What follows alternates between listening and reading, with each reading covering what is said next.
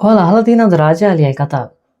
රාජාලිය කියන්නේ සාමාන්‍යයෙන් අවුරුදු 70ක් පමණ ජීවත් වෙන්න පුළුවන් පක්ෂියෙක්.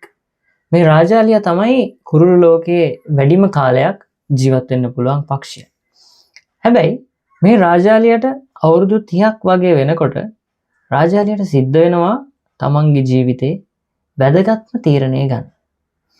මේ රාජාලිය අවුරුදු 30ක් වගේ වුණාම රාජාලියගේ අතේ නියපොතු තමන්ගේ හොට තමන්ගේ පපු ප්‍රදේශයේ වැවෙන පිහාටු මේ දඩයන් කිරීමට ලොකු බාධාවක් වෙනවා.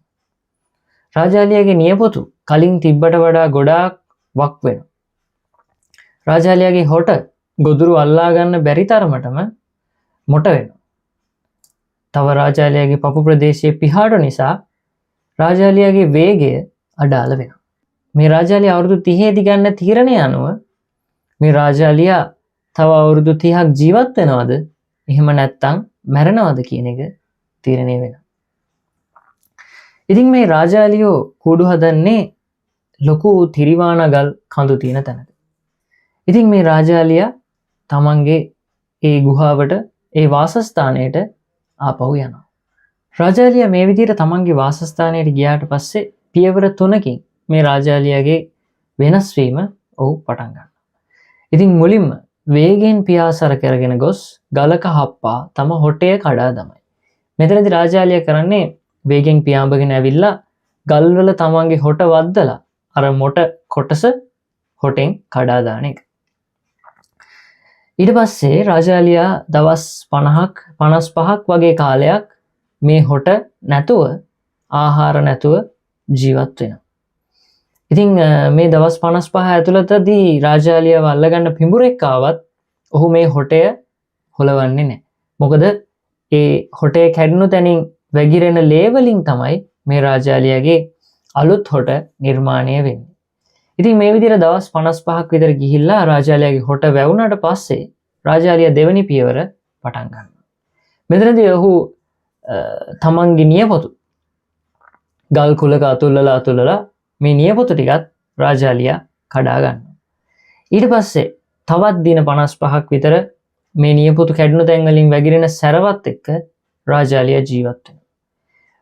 මේ සැරව වලින් තමයි රාජාලියාගේ අලුත් නියපොතු එන්නේ. ඉතින් මේ තිබ්බ දවස් 110 වගේ ප්‍රමාණයටම රාජාලියාට කැම තිබුණද නැහැ. निराහාරව තමයි මේ දවස් 100 ගානම රාජාලියා ගත කරන්නේ.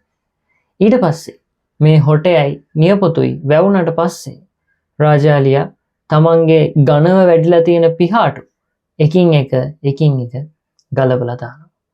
ඊට පස්සේ තව දවස් 30ක් 35ක් වගේ කාලයක් මේ රාජාලියාට තමන්ගේ පිහාටු නැතුව ජීවත් වෙන්න සිද්ධ වෙනවා. දවස් 150ක් විතර ගියාම සම්පූර්ණ කාලය දවස් 150ක් විතර ගියාට පස්සේ රාජාලියා නැවතත් පණ ලබනවා. රාජාලියාට නැවතත් පුළුවන් වෙනවා තමන් මුලින් කරා වගේ දඩයන් කරන්න. රාජාලියාගේ නැති වෙලා ගිය ඒ දක්ෂතා ටික රාජාලියාට නැවතත් ලැබෙනවා. මේ රාජාලියාගේ මාස 4ක වෙහෙස අපතේ ගියාද නැහැ. රාජාලියා මේ නිසා තවත් වසර 30ක් 35ක් වගේ කාලයක් ජීවත් වෙන්න ආයුෂ ලබා ගන්නවා. අපේ ජීවිතවලදීත් අපිට එනවා කඩාගෙන වැටෙන තැන්. රාජාලියා වගේ අපි දැන් දුර්වලයි කියලා අපිට දැනෙන තැන්. මේ වෙලාවල් වලදී අපි අදිෂ්ඨාන කරගන්න ඕන අපි කොහොම හරි වෙනස් වෙනවා කියන එක. ඉතින් රාජාලියා තමන්ගේ පිහාටු ගලවලා දැම්මා වගේ අපිවත් පස්සට අදින අපේ නරක පුරුදු අපි එකින් එක අයින් කරගන්න ඕන.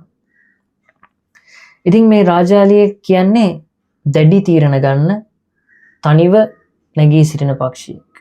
ඉතින් අපිත් පසුබට වෙන වෙලාවල් වලදී අපි දුර්වලයි කියලා දැනෙන වෙලාවල් වලදී අපි තනියම අපි ඒ වැරදිච්ච තැන හොයාගෙන එතනට විසඳුමක් අපිම නිර්මාණය කරගන්න ඕන. අපේ වැරදි, අපේ නරක පුරුදු අපිම අයින් කරගන්න ඕන. ඉතින් අපිත් අපි වැටෙන තැන්වලදී අභිමානවත් රාජාලියෙක් වගේ නැගිටිමු.